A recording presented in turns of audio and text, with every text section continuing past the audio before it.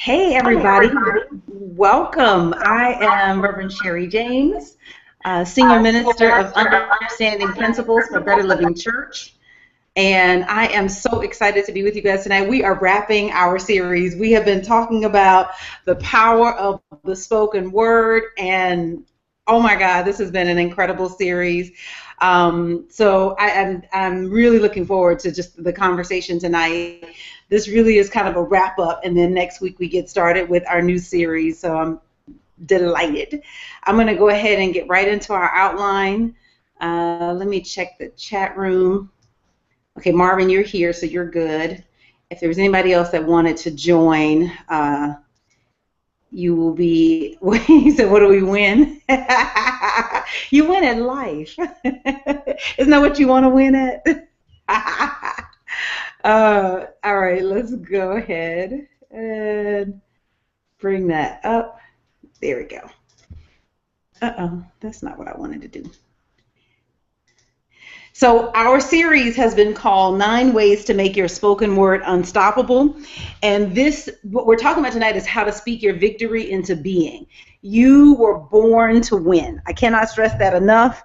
I say that to myself as much as I say that to you. You were born to win. And if there's any place in your life where you are not winning, here is the time for us to examine it. And so I ask you to bring all your challenging life questions, paradoxes, and all of that to tonight, because we want to put some of these things to rest. It's time to have the life that God intended. It is time to run with the angels. I was going to say run with the wolves, but I don't want to run with the wolves. But run with the angels and really, really express what you were meant to express on this earth plane.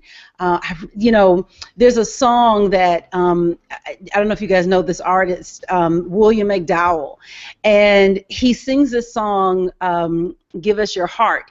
But towards the end of the song, and maybe there's a different way he could have expressed the lyrics, I don't know, but I like the sentiment. And what he says is that when I'm done, I want to know that I lived a life worn out. Basically, that like I got everything out of life that I could have gotten. And there have been many people, many artists who have said that. One of my favorite quotes is Henry David Thoreau. He says, "I wished to live deliberately." And I'm looking for the exact quote. And he's speaking about when he went to the woods and he was staying in, I believe he was staying in Emerson's home. And what he said was, "I went to the woods because I wished to live deliberately, to front only the essential facts of life and see if I could not learn what it had to teach, and not, when I came to die, discover that I had not lived. I did not wish to live what was not life. Living is so dear. Nor did I wish to practice resignation unless it was quite necessary. I wanted to live deep and suck out all the marrow of life, to live so sturdily and Spartan-like as to put to rout all that was not life, to cut a broad swath and shave close, to drive life into a corner and reduce it to its lowest terms." And I feel the same way. And I think that that's the sentiment that William McDowell is getting at with that lyric, that when I get to the end of life, I want to know that, like, you know how you get a towel and you like wring the towel out, and if you could squeeze it really, really tight, you can get all the moisture out, so that, like, you know, it's still a little wet as evidence that there was like moisture in it, but you couldn't wring any more water out because you have gotten all of it out. That I want that for life. I want that feel like when I get to the end, I want to know that I have lived. When it's time to put this body down, I want to know that I have lived, that I have used every ounce of every moment.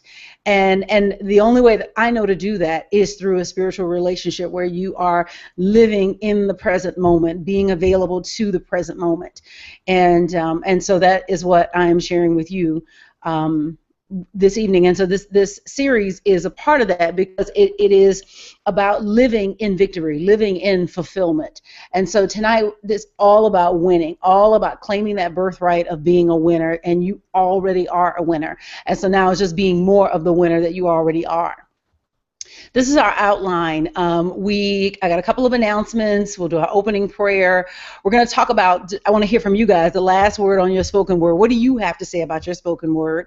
And then I want to talk about what is victory and fulfillment, and really kind of get clear, because I don't know where you come from to come to the Bible Hangout, but I always want to be transparent. And so I'm really going to talk about what the point of view that I am presenting theologically, and so that you can decide, is this what is right for you, or are you choosing a different path, and just to be able to consider it. So tonight is really an opportunity to just kind of like put the cards on the table. And then finally, we're just going to talk about how to speak victory into being, and I'm going to give you 9 keys to remember about your spoken word, and then we'll open for Q&A. So I always write a companion blog piece, and so the blog today is how to speak your victory into being, and you can go right to revsherri.com and read that piece. Up Church is the church that I am the senior minister of, and it was founded by the Reverend Dr. Delarice Lett. And this month, this is our program, the cover of our program for this month, and our tag is "Let Us Love You Up." And what we are a community, a spiritual community that no matter where you come in, right, that what we believe is that there's more for you to express. Wherever you are, if you come to us and you're 90, there's more for you to express. If you come to us and you're 2 years old, there's more for you to express. And our job as a spiritual community is to love that expression out of you. And so we have a number of different ways that we do that, through our programming, through our fellowship, through just hanging out, through teaching the word, but just through loving you into expression. And so we are a spiritual community, not just where love is talked about, but where it's practiced. And so it's very much about the practice of love. And we believe that in doing this, that we are absolutely following the teachings of Jesus the Christ. Andrea says, ha, Rev, I decided from the day I first logged in on the first online metaphysical Bible study that this is right for me. The Holy Spirit led me here, and I am so grateful. I'm grateful for you too, Andrea. Thank you for that. Oh, I missed all these things. Phyllis says, good night, everyone. Eve says, hello. Rashi says, hello. Mia. Greetings, everyone. Is anyone else having trouble with the connection?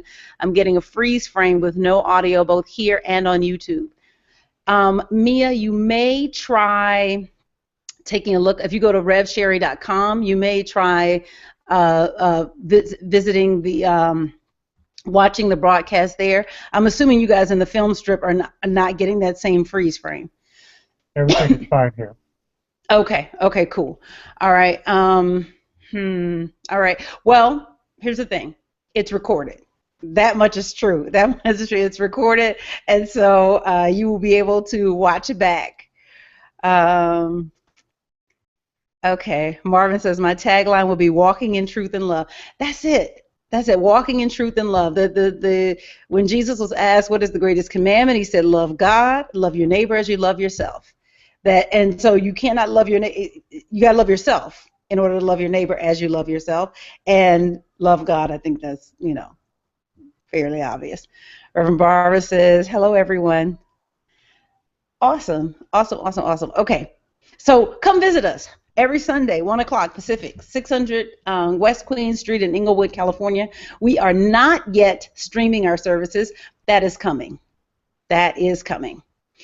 New series, so excited. So next week we start a new series, The Mystical Teachings of Christianity. Our first subject is the fall of man, so we're going to get right to it. Did man really fall? And this whole idea of original sin and all of that, we're going to just cut all that up. And that starts next week. And so in the newsletter, I sent the link to download Chapter 1. And so if you are not signed up for the newsletter and you're just coming to this YouTube video because you Google search did something and found us, you can go go to revsherri.com and get on my newsletter and get a link to the download for the first chapter. So we're just starting this series. Very, very excited. I expect it to be controversial.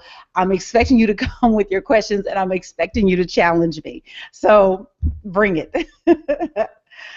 All right, the scripture for this 9-part series is Daniel chapter 10, verse 12.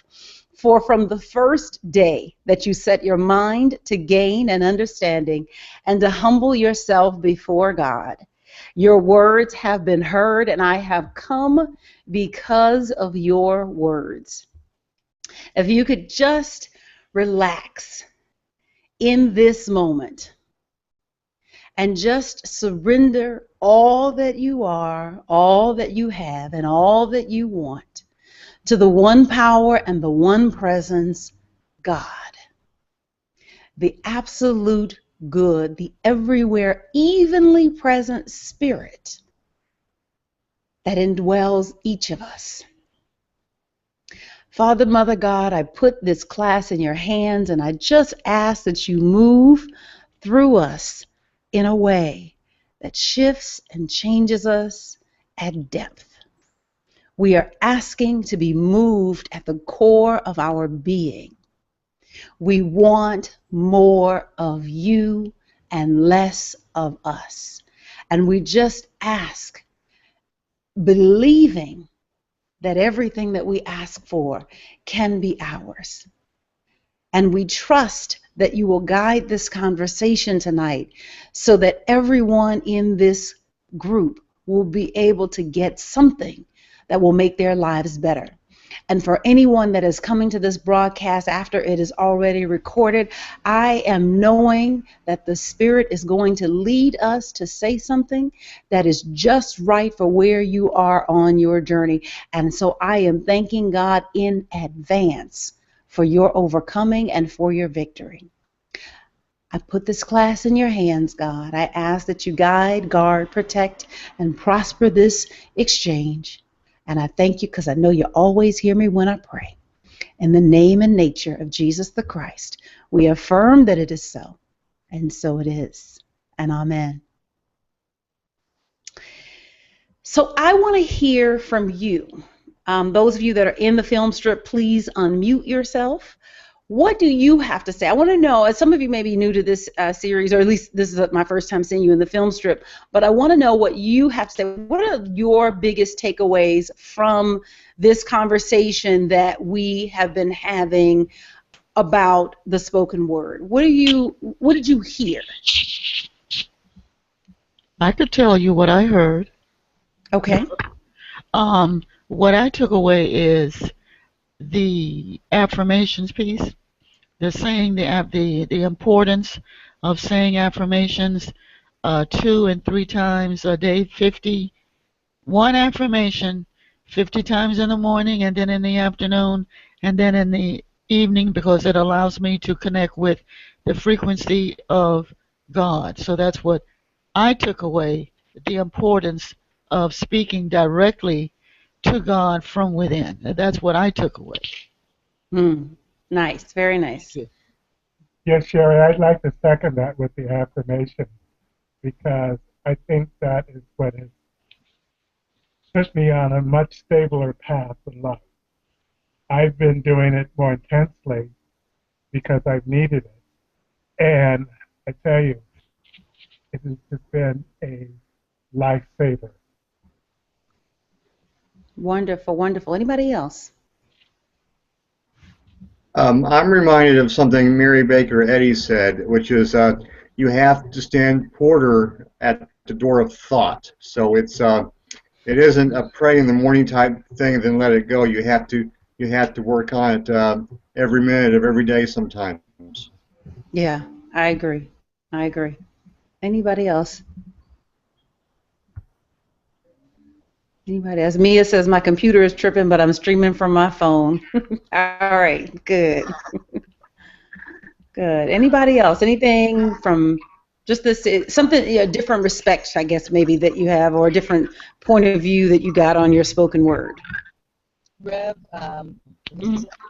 when you started telling us to affirm I am abundant, I was given from the Holy Spirit to say I am abundant and prosperous.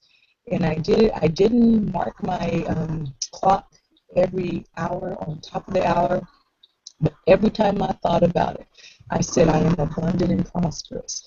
And we had been told since last year that we did not make the matrices necessary in my job to get a bonus.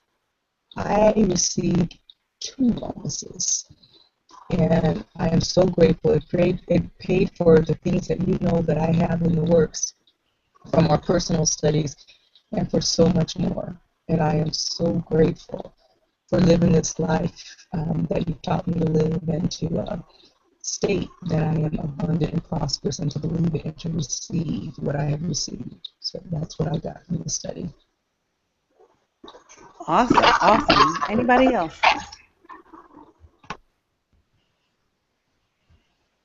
Anybody else? Anything else? Any other takeaways? Anything that you're going to do differently going forward? Like something new that's now a part of your spiritual practice?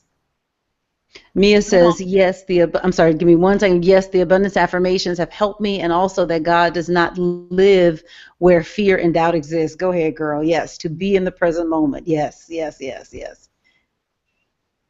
I just wanted to say that I don't procrastinate as much, and I am goal focused, goal oriented. I write down what it is I'm looking for. First of all, I have a list, and I have like 25 different things that I have on this list that have been waiting in the wings, like basic stuff all the way up to goals, and a lot of them have been completed, but I kind of like beat myself up that I have not addressed, that's the word, I haven't addressed the items earlier on. However, since I've been taking your classes and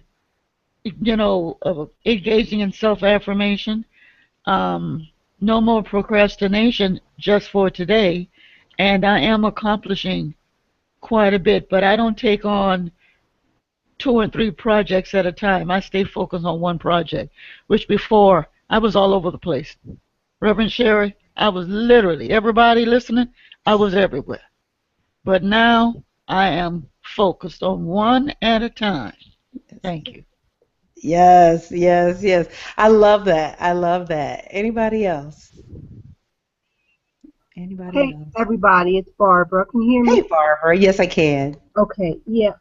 What I got out of this is first it stopped me in my tracks from how I speak to myself. That has been the biggest change for me because I realize all the little monkey mind that's going on that's not even on this, well, it wasn't on the surface until I began to actually look and be still. So the stillness and the actual allowing the stuff to bubble up and just noticing, that's interesting thought. And then to go back to the changing. So it's exercising new muscles for me to really be the friend that I've been to other people to myself. Yeah, yeah. Powerful, powerful. Thank you for that. Thank you for that. One of my biggest takeaways, well, first of all, it changed what I was paying attention to. And I've shared with you guys that what I've been doing was 50 affirmations every hour on the hour from 10 a.m. to 10 p.m. And it changed what I was noticing. The first thing I noticed was how my mood fluctuates inside of a day. And I don't know that I consciously really understood that. Maybe I could have told you that anecdotally, but it was another thing to check myself every hour because I had the alarm going off and to see where I was emotionally. And so it really shined a light on that for me. The other thing that it did was that I started to notice things differently. One, it calmed me down. I never would have classified myself as somebody who was nervous, but a lot of my I don't know what it reads like to people publicly. I'm not sure. Maybe it reads like nervousness. I think it reads more like excitement, but a lot of my excitement is really nervousness. And what the affirmation actually did was just calmed me down. that all of the anxiety that I would have going into a situation, it just put it to rest. And then some of the big benefits that came out, one, I established a prayer room. I never had a prayer room. I never saw the purpose of it, and so this was that came out of this practice. The other thing that it did was I started to notice different things, but what I realized, and this is only in the last like 24 to 48 hours, is that I realized that these things that are happening outside of me, the challenges that I have, or they look like they're outside of me, that what's happening is that they're really happening inside of me.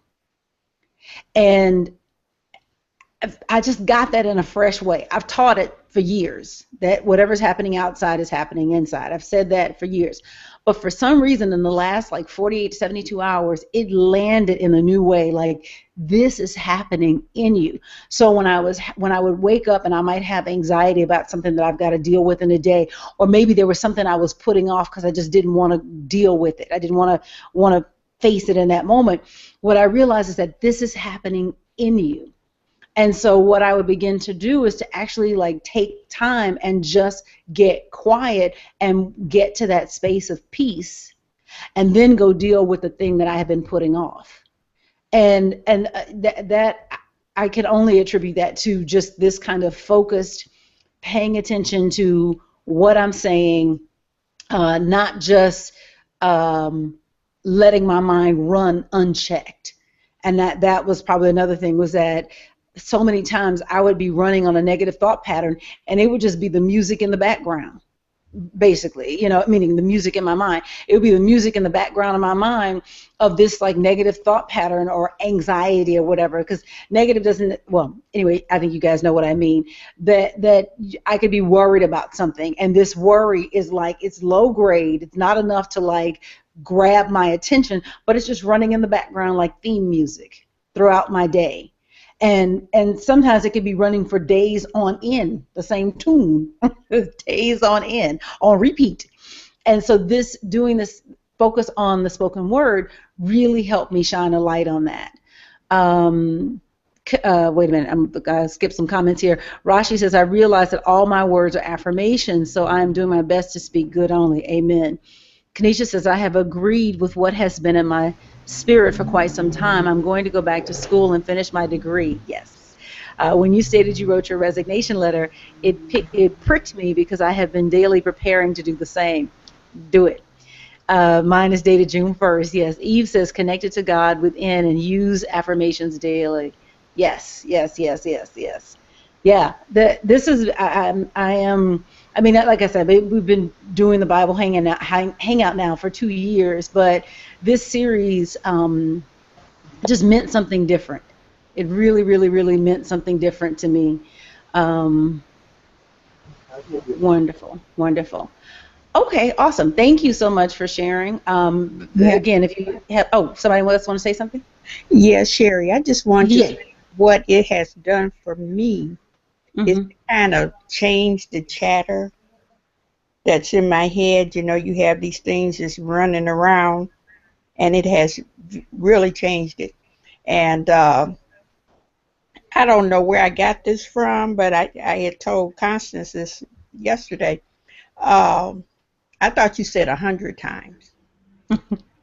And so I didn't do it every hour, but when I did it 100 times.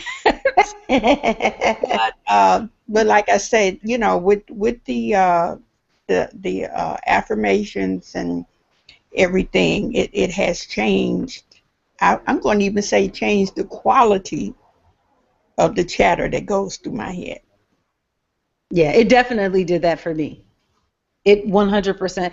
Today when I was out with Jordan, we went to Eaton Canyon, which is one of the well, I guess maybe a state park, but anyway, one of the parks that we go to on Thursday mornings.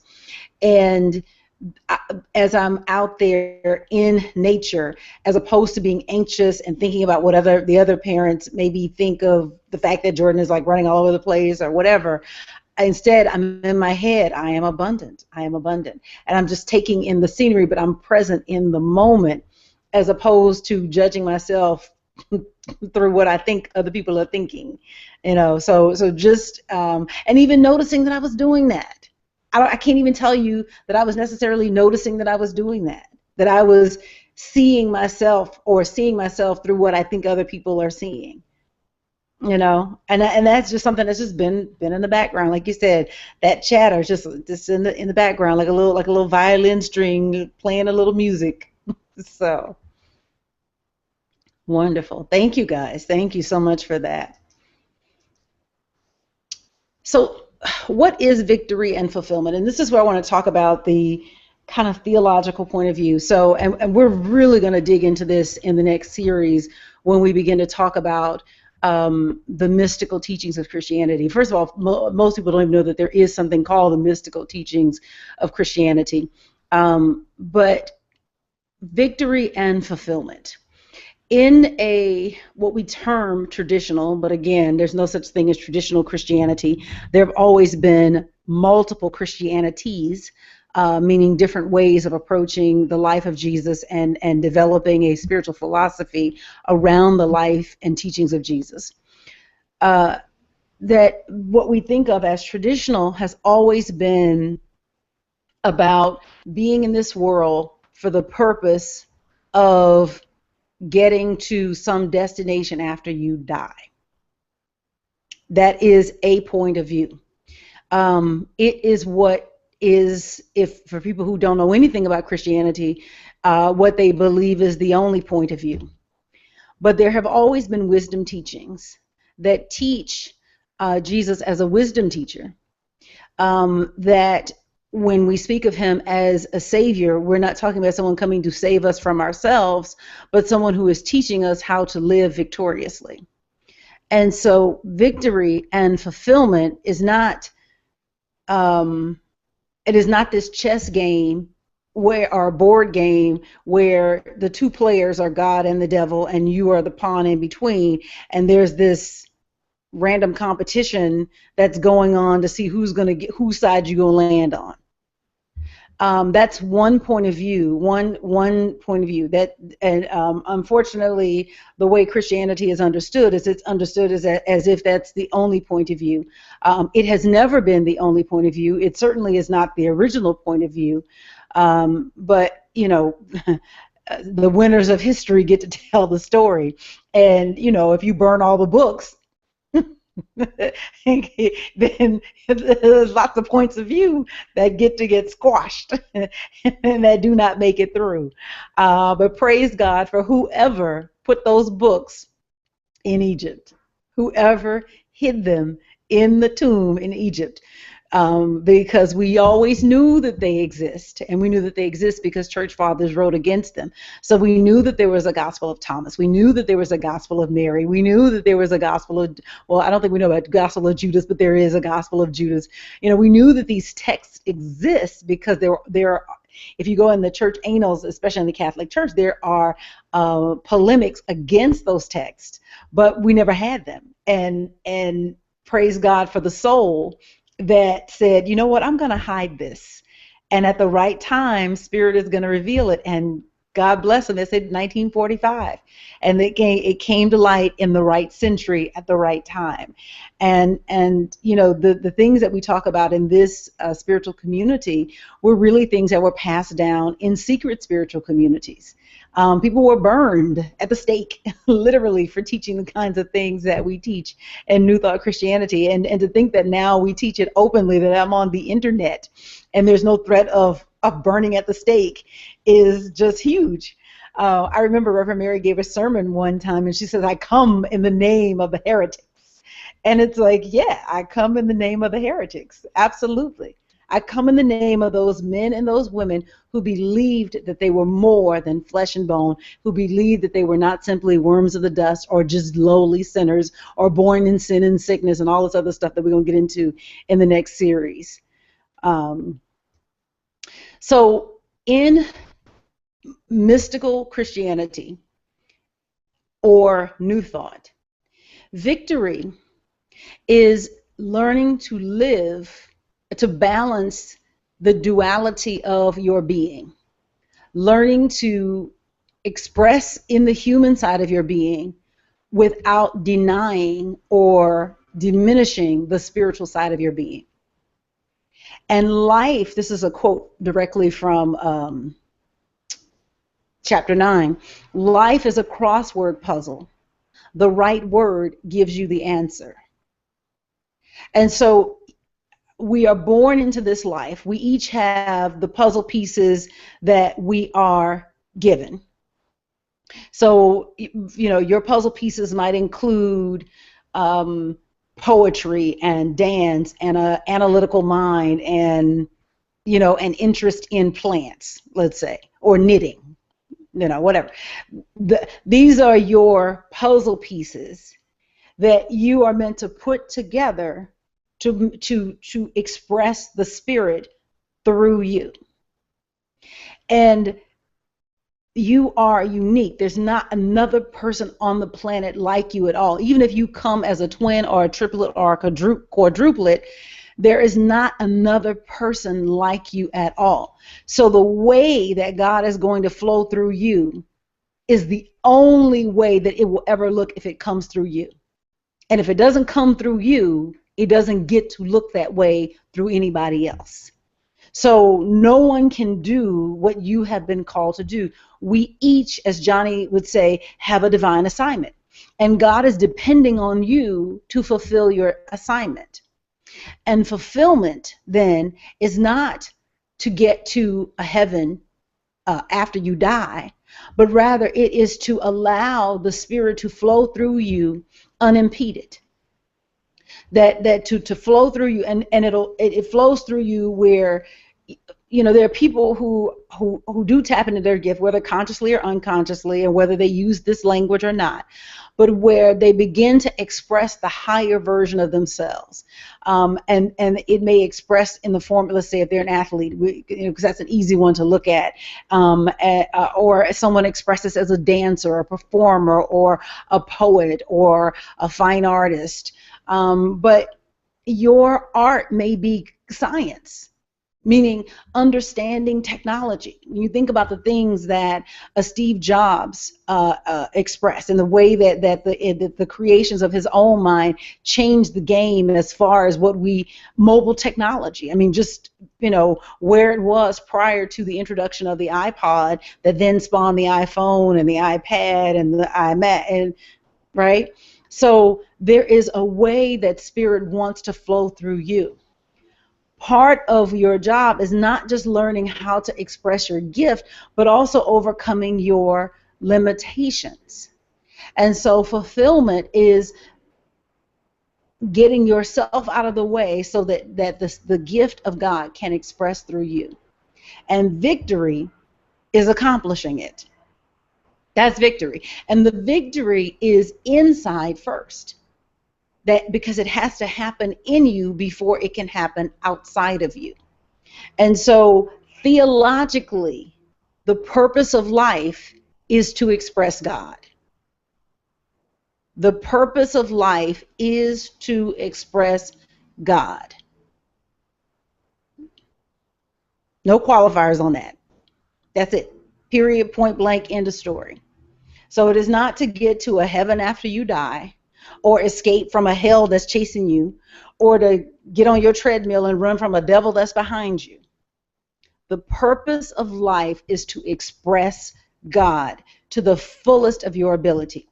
If you do this work, then you get on the, you see Tom Cruise get on the plane and said, "This is your mission.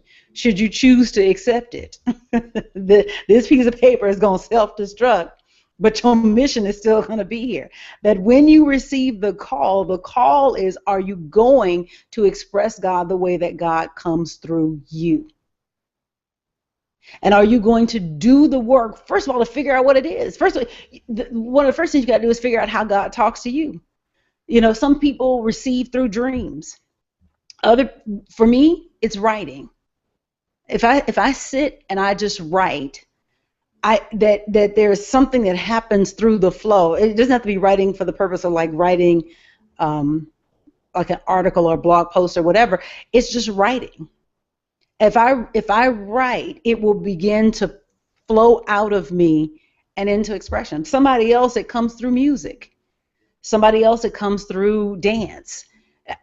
But your job is first to figure out what it is and then to let it happen. So in mystical Christianity, victory and fulfillment is entirely different from the way that it is talked about in what we think of or what we have called lost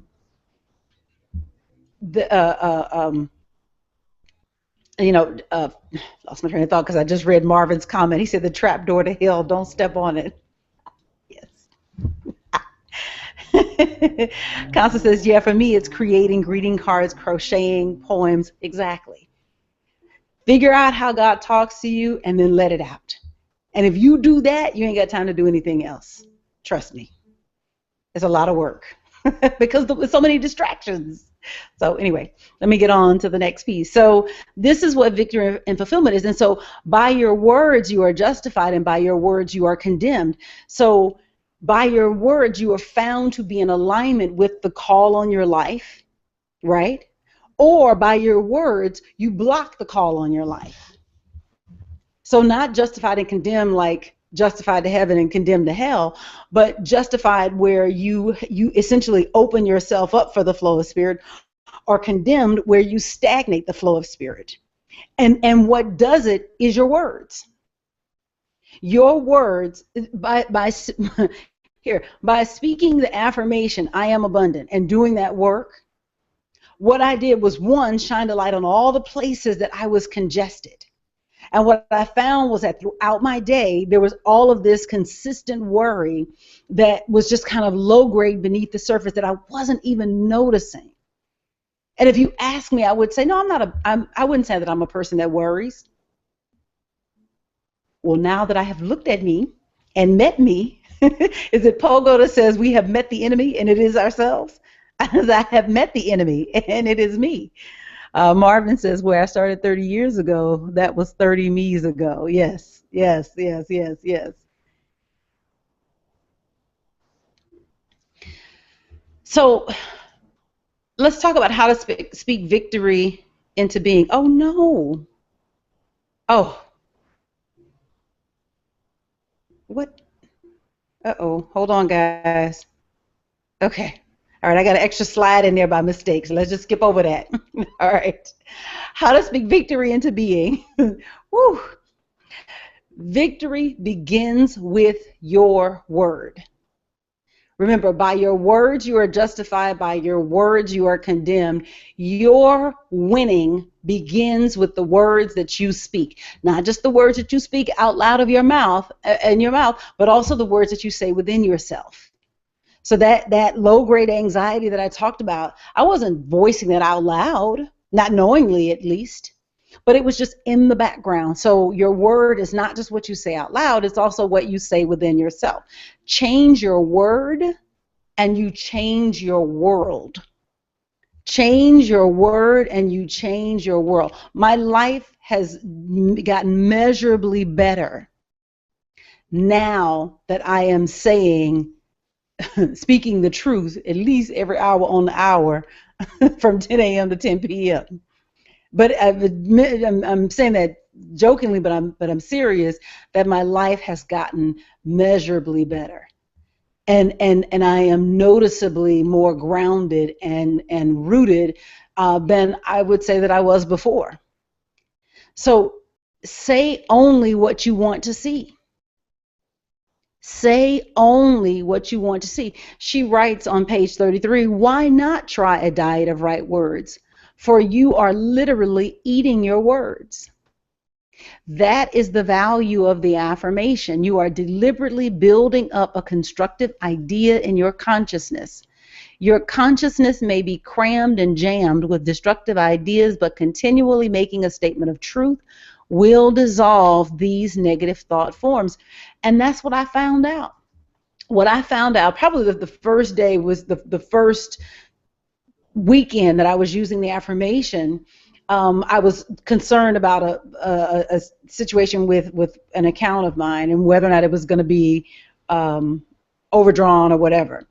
And it was just this kind of low grade anxiety. And what I realized was that my mind was crammed and jammed with negative thought forms. And it was end to end. Like, if I had not been doing those affirmations, nothing would have necessarily pulled me out of that moment, that low grade anxiety that's just running in the background like theme music. Kanisha says, me too, spiritual congestion. That's what it was. Absolutely.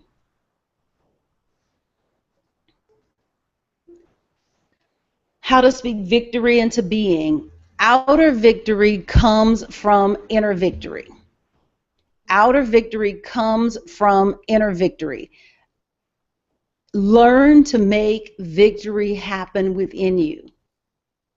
Learn to make victory happen within you. What do I mean? I mean that you have an imagination.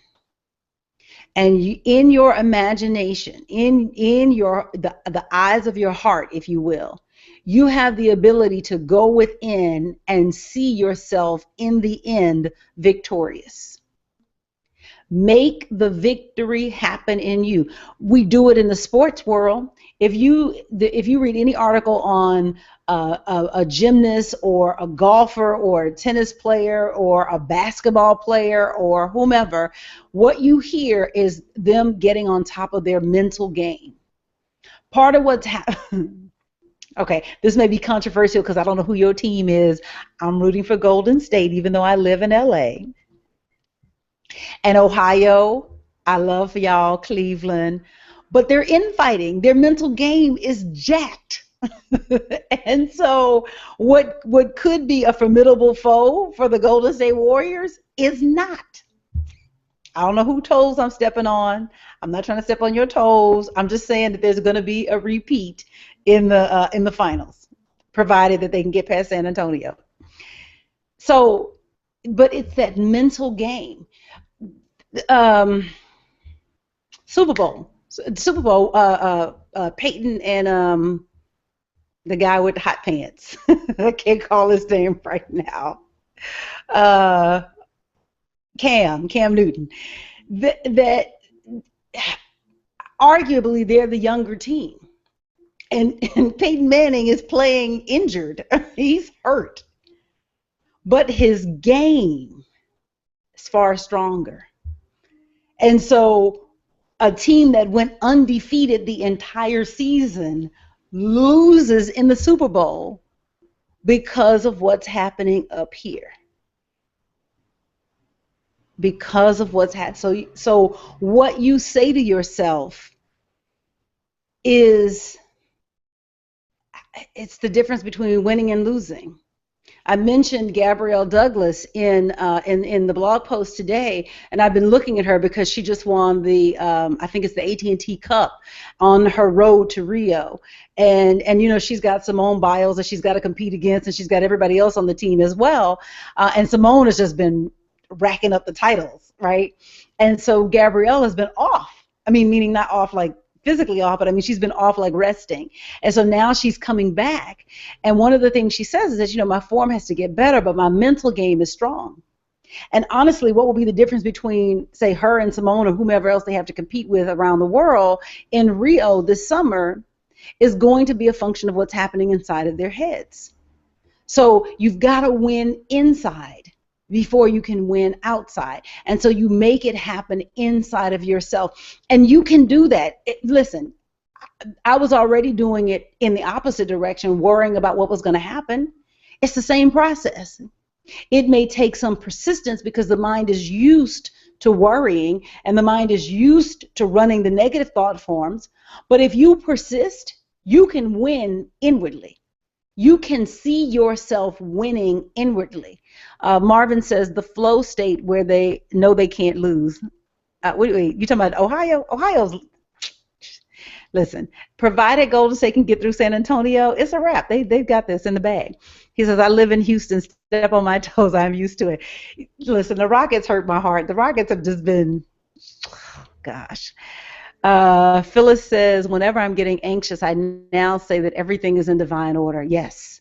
Yes. I had that today. I don't even know what I was worried about today, but I couldn't really tell you. But when I got back, I think I just had anxiety, like, okay, I got the blog post I got to write, I got this I got to do, I got a meeting with the person who, runs the book nook at church, and I got all these things, and so there was all of this anxiety. And so when I got back, I was like, let me just sit still and stop this from happening inside of me. That's really, I had to stop it from happening inside of me, because that's where it was happening. It was happening inside of me. Nothing had changed externally outside. It was just what was happening inside of me. And so I literally sat my behind down in my prayer room and allowed the Spirit to work with me to stop it from happening in me. And it stopped. And then I was able to go and do the work that I needed to do without feeling rushed or crushed or pushed in on every side. But don't just let stuff happen inside of you. Andrea says, I started making the victory happen in me as a hospital supervisor, and it has been phenomenal. What a game changer. I can do all things through the power of God who operates in me. Yes. Marvin says, winners in any sport talk about being in the... Yes. Thank you. Yes, for saying that. That there's a point where they are not thinking and they are simply being. And so they practice, but there's a point at which they've got to stop thinking about it and simply just be it and be in that moment and get out of their heads. Thank you for saying that, Marvin. Absolutely.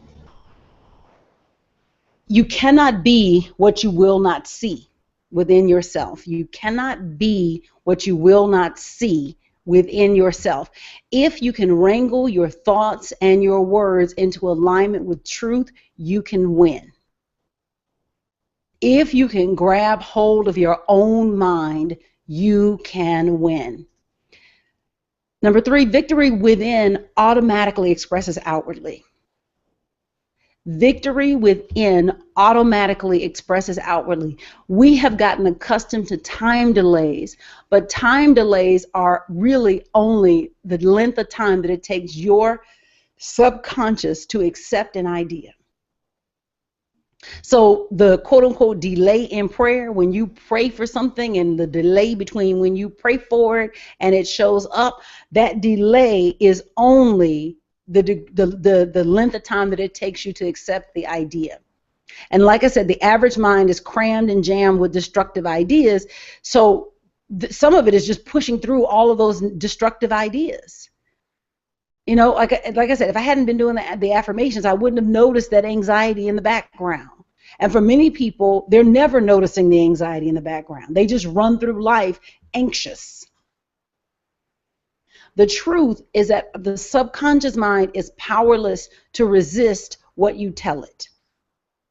This is why you have to guard your mind. And in any spiritual practice, what you will hear is protect your mind, protect your mind, protect your mind, protect your mind, because your mind is the gateway. And the thing about an idea is that once you get an idea in your head, it's not impossible, but it's lodged in there. And so then things start getting built on top of it. And so it's not just as simple as think another thought, because you're thinking in a direction, and that direction develops momentum. And so it's not hard to impress the subconscious mind. The challenge is that your mind moves according to habit. And so a lot of people want to do affirmations once and think that that's going to do it.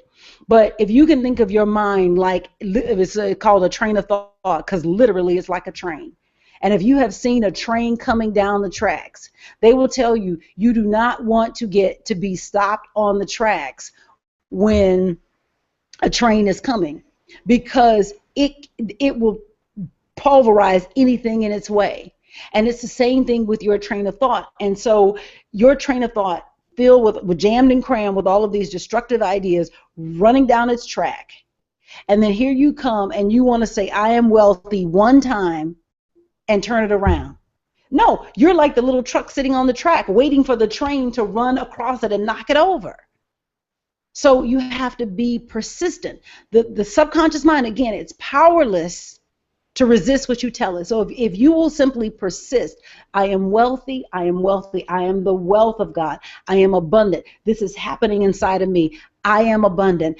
The strongholds in my mind are being pulled down. I'm using new words that I am not fighting this battle outside of me. It's being won inside.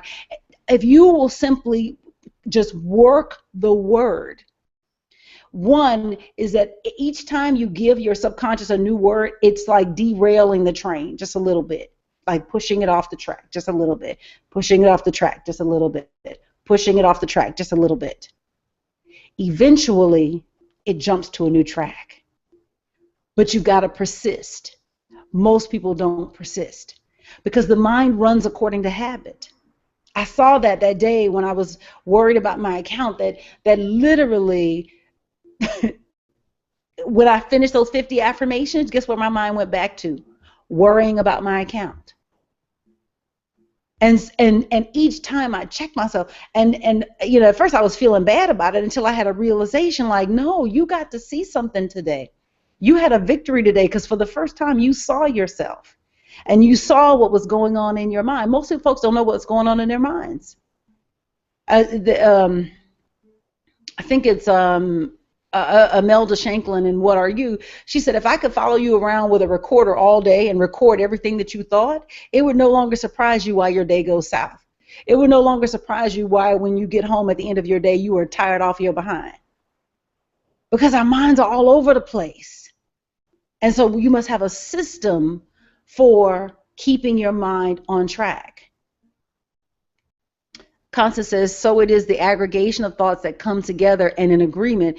You say yes, so whatever it is, it must be. Let me see if I understand. Unmute yourself and ask the question. I don't know if I fully understand what you're asking me. Barbara says, noticing the TV behind. Go ahead, Constance. So you have thoughts and you keep thinking one thought, and then with that one thought, another thought comes. So eventually you have an aggregation of thoughts that build up about what it is that you are thinking. And because once you have that, and in your soul you say yes, and it drops to the subconscious, it must be. That's what I'm asking. Yes, that's it. Because what's happening is that with each time you think a thought, it's dropping into the subconscious. Eventually, it reaches the tipping point and your subconscious accepts the idea. The reasons affirmations work is that eventually you reach critical mass. And when you reach critical mass, that subconscious agrees, yes. The thing is that most of us never persist until we reach critical mass. So the ideas that we were given about money, we hold on to them our whole lives, thinking that the rich get rich and the poor get poor. No, the rich keep thinking rich and the poor keep thinking poor, and that's what's happening. So the thinking builds until it reaches a tipping point, and when it reaches a tipping point, the subconscious accepts the idea. Fillmore talks about it this way in Prosperity. He talks about conserving your thoughts. That most people are scattered in their thinking. They're just all over the place in their thinking. There's no discipline in the thinking, and so they can never build up substance to the point of demonstration. So they never reach the tipping point, and so their lives never change the same. And so they are born in poverty and they stay in poverty because they never reach the tipping point. And they think that, well, I never got a good paying job, or yeah, you know what, I didn't have savings, or whatever. They come up with whatever their reasons are. I didn't have the habits of the millionaire people, you know, all of that. And the thing is that it's, you've got to build substance to the tipping point. And most people are distracted. Their minds are all over the place, and everything is pulling on their attention, so they never get to the place where they settle in and say, this is what I'm going to demonstrate. You talk to any, I deal in the world of entrepreneurs because I'm an entrepreneur, that you talk to any entrepreneur and they will tell you, you got to concentrate. But you know that from school. When you got ready to do your license for UFBL, you had to concentrate. Before you went in before that panel of ministers, and they're going to quiz you on everything you've studied in this training program. You had to concentrate. Any demonstration requires concentration. Most people do not concentrate because they're constantly bombarded and they never make their development a priority. So they're constantly living paycheck to paycheck, hand to mouth, and or whatever. But this existence where they're just moving from one day to the next, and they never take time out to just concentrate and build in a particular direction. Constance says, the tipping point, it must be. We must get to cause, which is within, and not the effect, which is without. Absolutely. Barbara says, noticing the TV behind you, I've been consciously watching the shows and finding not too much on TV. It speaks to me now, and that which I used to love was poisonous to my mind and my happiness. Girl, let me tell you something. I'm not going to name these shows because I do not want to slander these shows. I don't want nobody coming at me telling me I'm talking against their show. But there are some procedurals that I love. I mean, when I say love, like love, I like just, you know, pick any one of the procedurals, and you know those shows, and I just enjoy those shows. And one day I realized that all the victims were women, majority, and the show opens, and it's got the heinous crime that's happened, and it's usually a woman, and she's usually been dismembered or scarred or damaged in some way, and it's fatal. And then the lawyers and the doctors or whomever come in. But that's how the show starts. And I was like, I can't watch this stuff, if nothing else, but for the fact that I'm not trying to put that in my head that this is what happens to women. Hello. This is impressing my mind. Constance says, leave that darn Colonel Mines starting scaring me. Yes. Marvin says it is a crime show. Yes, absolutely. But again, the mind is powerless to resist what you suggest to it. Your subconscious mind does not have the ability to say no. It flat out does not have the ability to say no. Whatever you give it, it receives. That's it. Whatever you give it, it receives. Marvin says we undo our morning prayers by cursing throughout the day. I know that's right. He says this is why in Unity they talk about holding thoughts. Yes, it's John 1 says the word became flesh, that you've got to hold the word until it becomes flesh, and most people do not hold the word. That they can't hold a word. There's nothing in school that teaches you how to hold a word. If I had my druthers, I wouldn't call it spiritual education, but it would be a class on concentration. Let's learn how to concentrate. Barbara says, let the weak say, I am strong. Amen. Kanisha says, I know exactly the shows. Me too. I love them. But I know I won't watch them. I can't. I love the things they do to women. I can't put that in my head. Okay. Number 4. Your victory benefits everyone. So many times we resist stepping into letting God express through us because we believe that somebody has to lose in order for us to win. The belief that life is a zero-sum game is a human idea. No one loses when you learn to let God out of you into expression. Your awakening moment benefits the entire species. What are you waiting for? And I use this picture of this young lady, but I really could have put anybody up there, meaning people who've made notable accomplishments. But I think that she is phenomenal. Malala Yousafzai. This is the young lady that was advocating for girls' education. And her quote says, I said to myself, Malala, you must be brave. You must not be afraid of anyone. You are only trying to get an education. You are not committing a crime. When you awaken, when you say, this is how God is going to come through me, I'm going to take a stand against sexual trafficking in young children, or I'm going to express myself through dance, or I'm going to, for me, teaching, I'm going to express myself through, and I'm going to teach until until I am a master teacher, right? No one loses. The world benefits when you allow God to flow through you. Your victory never benefits just you. Your victory never benefits just you. And so the whatever the voice is in your head that is telling you that it is selfish for you to focus on yourself, you need to kill that voice. Charmaine says, it is said, whatever we watch on TV, our mind replays a minimum of 1,000 times. That's scary. Marvin says, especially at bedtime, Charmaine. Yikes, that's fear-inducing. So what are you waiting for? Get going, get up, get going. Don't wait. Les Brown would say, you ain't got your shoes, don't worry about your shoes. Get going, go barefoot. You'll get shoes along the way. Don't wait to get right. You'll get right in the going. Just go. Go and let God out.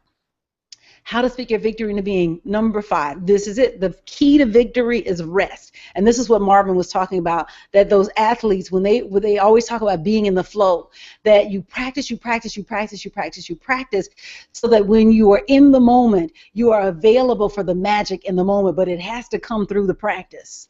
And so you learn to relax in the face of all circumstances, both good and bad. I think it was Bill Bradley or Bill Russell, but anyway, it was a basketball player who said that you don't get too caught up in the highs and you don't get too caught up in the lows, because the thing is that some people get too caught up in the highs, so they're stuck in their victory, so they're never available for the present moment. And so you take time, you do acknowledge the victories that come, but you are never so blown away by your own success that you can't continue. And neither are you so devastated by some failure that you cannot continue. Marvin says, don't watch the late news, watch a comedy before bedtime. Yes, like something like I Love Lucy. Excellent, excellent, excellent watching, excellent TV watching. There's a testimony in the movie The Secret of a woman who was diagnosed with cancer. And so one part of what she did to support the treatment that she was going through with the doctors is that she watched comedies. And so she watched, the Three Stooges and I Love Lucy and other, those classic comedies. And she just laughed, because that laughing is healing. And so the more you can laugh, the better. Your anxiety congests the flow of God within you. Your anxiety congests the flow of God within you. There is only one disease, congestion, and one cure, circulation. Every disease is some form of congestion, whether it is diabetes, whether it is cancer, whether it is the thrombosis or the humbosis, whether it is a bronchus or the conchus, whatever, there's only one disease, and that is congestion. And there's only one cure, and that is circulation. And so there are different types. So laughter is a form of circulation. Forgiveness is a form of circulation. Movement is a form of circulation. There's only one disease, congestion, and there's only one cure, which is movement. Movement in some way. I'm running over my time, y'all. Let me speed up. Victory is found in God-inspired action. Now, this is probably the thing that I find most fascinating. This is the key. Victory is found in God-inspired action. Supreme intelligence, God, awaits your direction. God needs your yes. But supreme intelligence has to have the right of way. So you need God's yes. Supreme intelligence must not be limited. God's success is your success, and vice versa.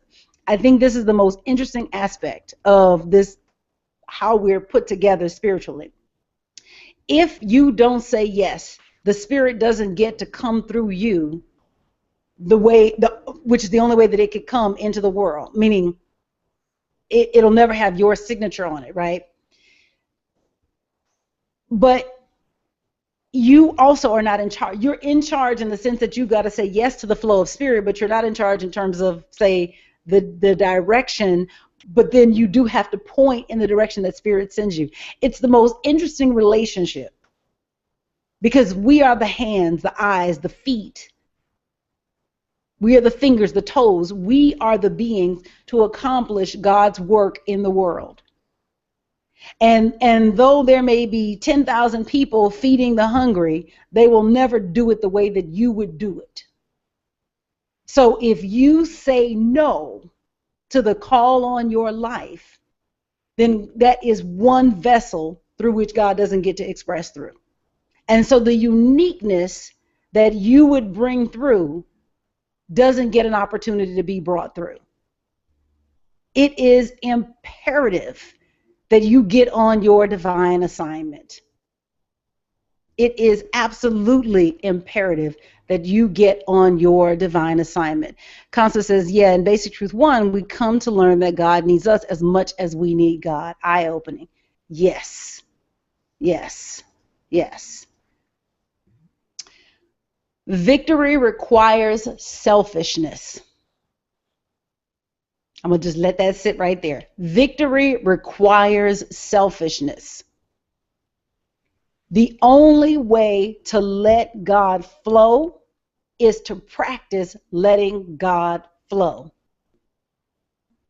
The only way to let God flow is to practice letting God flow. So the only way to do that is you got to come apart to do so, which means you need a sufficient amount of quiet time, quiet me time, to understand how Spirit speaks in you and expresses through you. So most people, I love this analogy that Darrell, my classmate, Dr. Darrell Pulley uses. He talks about the cup and the saucer, and he says that what's in the cup is for you. That when you give, you're meant to give from the saucer. Most people are trying to give from their cup. And so they're basically martyring themselves, giving from their cup. But the cup, what's in the cup is for you. Your giving is from the saucer. And so you must fill your cup until it overflows and there's something in the saucer to give. Most of us are giving what we really should not be giving. And so we're giving from the vital essence that really is what is meant to shore us up. And how do you know that you're giving from the cup and not the saucer? Because the fruit of the Spirit is peace and love and joy and happiness. And if you are giving and those are not the fruit of your giving, then you are giving from your cup and not from your saucer. You are giving from your cup and not from your saucer. And so you must begin to get in right relationship with yourself. And when you sacrifice yourself to the detriment of yourself, you are doing nobody a favor. Because one, you're not available for God to flow through you because you've given out the essence of who you are. You are always to give from the saucer and not from the cup. Marvin says Salk created the polio vaccine. If he hadn't, someone else would have. God loves a cheerful giver. Yeah, but it still had to come. It wouldn't have come in the way that it came through him. Again, we are unique beings. We are unique beings. And though it's something like it may come through somebody else, the way it comes will never come that way if that person says no. And you do have the option to say no to God because there is that free choice, that free will. Victory demands that you be self-interested. You need a big old heaping cup of self-love.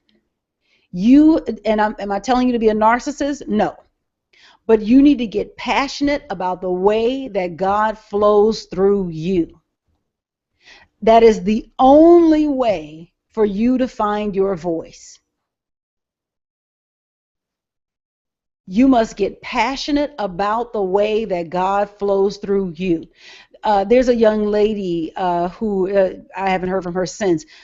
She was an ice skater, Surya Bonali. She was from France, and she used to do these backflips on the ice, and it was fascinating. And no other skater, had learned to be able to do that, not at a level where they could do it and keep skating, right? And so you must learn how God comes through you. There are plenty of ice skaters, but only Surya Bonali is backflipping on the ice. So again, there are plenty of teachers, but they don't teach like I teach. So again, you're meant to, you got to get self-interested. You got to get interested in the way that God comes through you. And so you got to make it okay to be interested in yourself. You got to be okay to be, because you got to spend time finding out. Your voice doesn't develop itself. It does not develop by itself. Barbara says, I use the airline instruction helpful. Put on your mask first, then you're available to help somebody else. Yes. Put on your mask first. Your voice will not develop itself. If you do not do it, you cheat God and you cheat all of humankind. Your voice will not develop itself. You must go and find it. You must find out how God communicates with you, and then you must communicate and let it out. And finally, victory requires that you do your work. Your work, the only job you have, is the business of learning how to let Spirit flow through you. You cannot do your work minding other people's business. You cannot do your work minding other people's business. And it is very easy to get consumed with what is happening in the lives of family members, in the lives of friends, in the lives of celebrities. It is very easy to get caught up in this political drama that's going on right now in the U.S. None of this absolves you from doing your work. Your work is the business of learning how to let Spirit flow through you. You only got one job, and that is to express God. And you cannot do it paying attention to other people. I'm not telling you to be self-centered where you are unkind to other people, because the reason you get self-interested and focused is so that you can then benefit all of humanity. But there has to be that time where you come apart. Jesus went into the wilderness. Paul went into Arabia. Moses went into the Midian desert. Joseph went into Egypt. Every great teacher comes, and when they come, they have to go away and develop. And then they come back and do their work in the world. And most people never want to go and do their develop.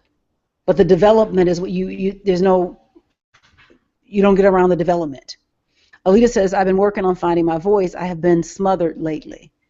Yeah. Marvin says, I am the president of myself. I try to be as self-reliant as possible. Yes. Yeah. And so you got to challenge yourself. Turn the TV off. Eventually the pull on those shows will fall away. I remember, this is my last story and I'm gonna close out. I remember when I first got into seminary, and I decided to stop having cable and to just kind of fast from TV.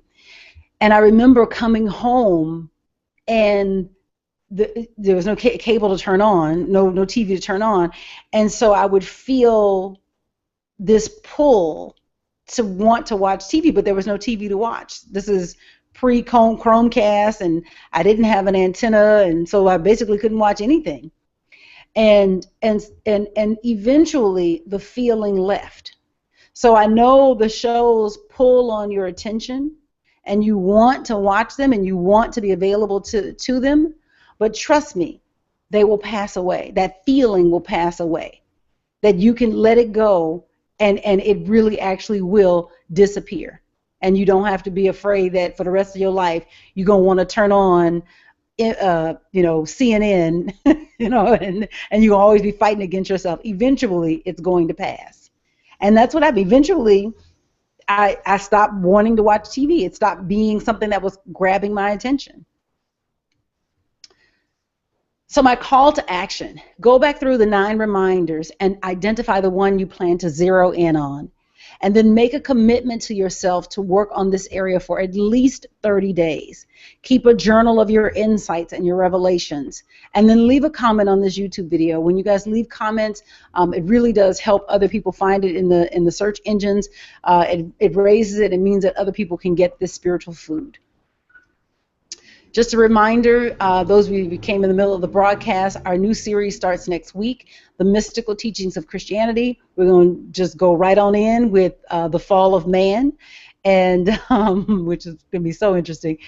Bring all your questions, because this is we're going to start tackling some of these quote-unquote traditional Christian concepts and look at them from a mystical point of view.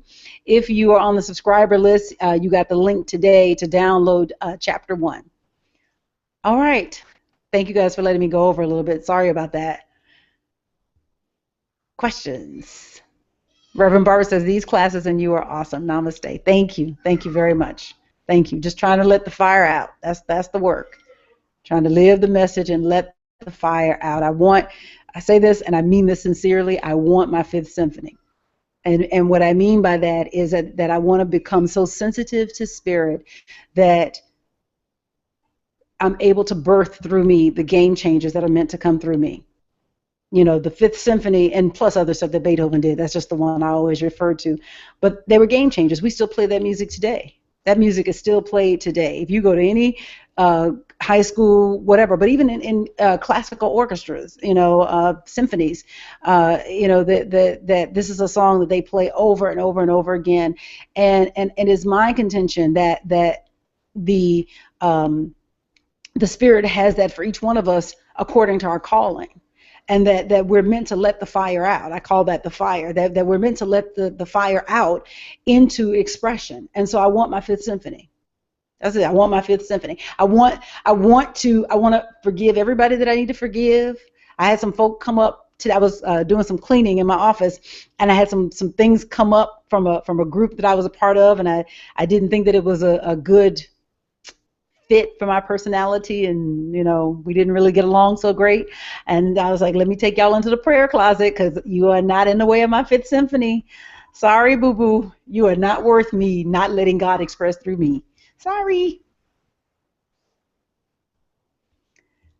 Charmaine says, thank you for being you. Thank you, Charmaine, thank you. But it's for all of us. We all have that. I want all, because it feels good. The little bit that I've been able to let through feels good. The little itsy bitsy cool parts that I've been able to let through, that I've gotten sensitive enough to let through, feel good. But it's going to get better. I want it. I want it like I want air. Thank you guys so much. Thank you for letting me go over tonight. Sorry about that. Read the chapter, The Fall of Man. Come with your questions. Let's dig in and pick apart this whole fall of man, and really go in. Have an awesome week. I will see you next week. I release you lovingly in the name and nature of Jesus the Christ. I affirm that the presence and the power of God is with you right now, expressing through you, expressing as you. And I affirm that everything is getting out of your way so that the Spirit of God may flow through you. God bless you. Have a great night.